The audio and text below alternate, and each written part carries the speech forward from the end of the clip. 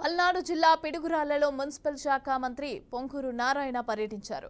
Lenin Nagar, Maruti నగర్లో స్థానిక MLA Yarapathineni శ్రీనివాసరావుతో కలిసి క్షేత్రస్థాయిలో పర్యటించిన ఆయన డయేరియా బాధితులను పరామర్శించారు. ఇక డయేరియా ప్రభావిత ప్రాంతాల్లో పూడికలు తొలగించాలని అధికారులను ఆదేశించారు. వర్షపు నీరు పైప్ లైన్లోకి చేరటం వల్ల నీరు కలుషితం అవుతుందని వెల్లడించారు.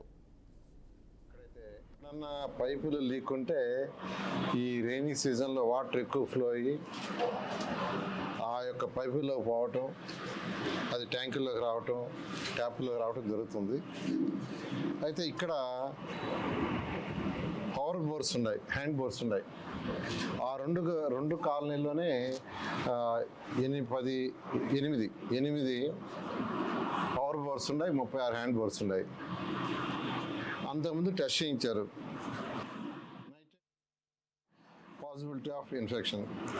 నేను మొన్న వచ్చినప్పుడు మళ్ళీ యాక్చువల్గా బెటర్ ఇంకొక ల్యాబ్లో అన్ని బోర్లు చేయించుకున్నాను. 10 బోర్లు చేయిస్తే 8 బోర్లలో నైట్రేట్ ఉన్నట్టు తేలింది. అయితే అవన్నీ క్లోజ్ చేశారు, అవన్నీ ముందే క్లోజ్ చేశారు. ఈ సమస్య రాగానే వాటన్నిటినీ క్లోజ్ చేశారు. అయినప్పటికీ 1-2 కేసులు వస్తున్నాయి. ఇవాళ కూడా యాక్చువల్గా ఒక 7 కేసులు మన లెనిన్ నగర్ ఒకటే, మారుతి నగర్ కాదు, లెనిన్ నగర్